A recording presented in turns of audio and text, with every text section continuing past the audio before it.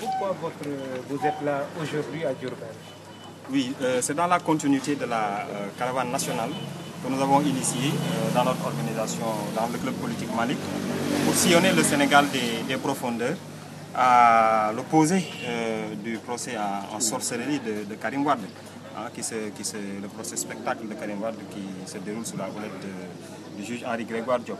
Notre objectif est d'aller à la rencontre donc, des Sénégalais pour leur expliquer les réelles motivations de ce procès qui est en fait un procès en sorcellerie, un procès en diabolisation d'un adversaire politique qui n'honore pas notre pays et qui nous place aujourd'hui à la risée du monde. Et pourquoi vous le dites? Mais écoutez, pour beaucoup de raisons. D'abord pour la partialité de cette cour-là, qui pour nous semble avoir été créée pour traquer la seule personne de Karim Wade.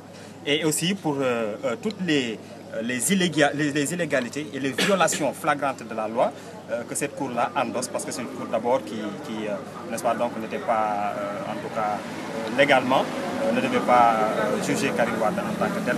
Et nous pensons également aujourd'hui que c'est une cour qui est fondée sur, comme je l'ai dit, sur une parfaite opacité quant à son mode de fonctionnement, qui en impose, qui est une cour hors norme désuète, n'est-ce pas, donc décriée par véritablement tous les puristes à travers le Sénégal et dans le monde entier. Et je pense que c'est une cour que la justice sénégalaise, l'histoire du Sénégal ne mérite pas.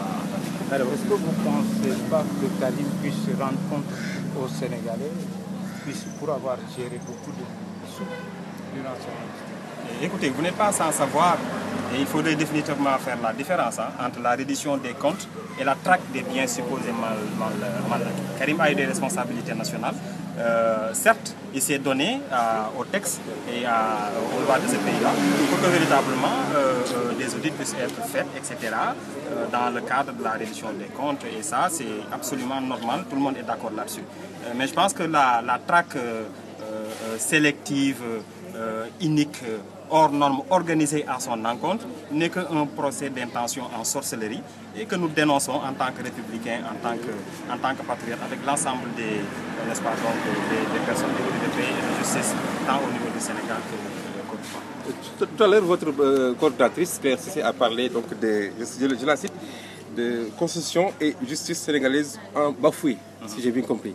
Alors, est-ce à dire que vous n'êtes pas confiant quant à l'issue de ce procès?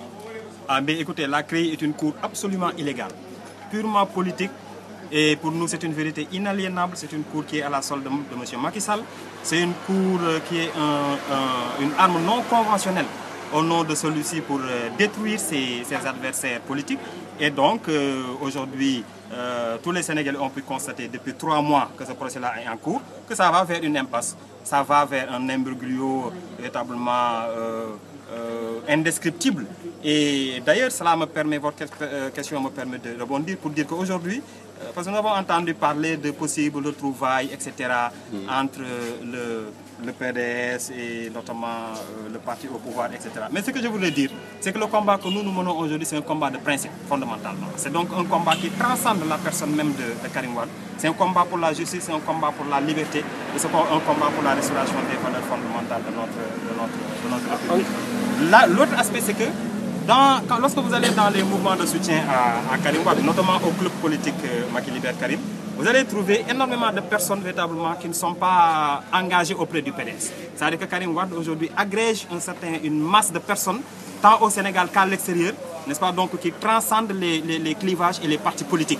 Et je pense que cela qu'il est opportun véritablement que cela puisse être dit pour qu'on comprenne qu'en définitive, cette question de retrouvailles, etc., et de petites complotites-là, engagées entre les partis politiques, en tout cas, nous, au niveau du club, ne nous engage en rien du tout. Nous avons une centralité d'intérêt auprès de Karim Wade et l'ensemble des mouvements qui opèrent autour de lui ont une centralité d'intérêt autour de sa seule et unique personne. Et demain, on avisera.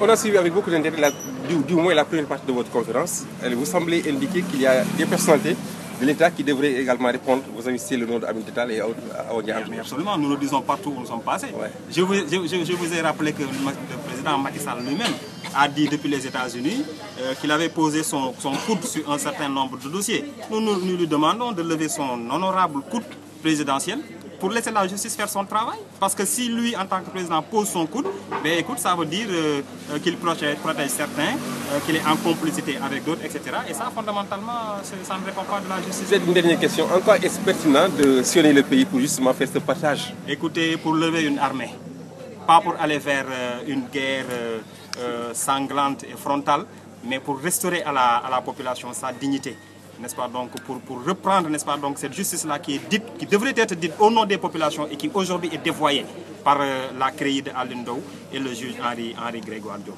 Donc cette armée-là pour restaurer une certaine dignité en termes de justice. C'est ça notre mission.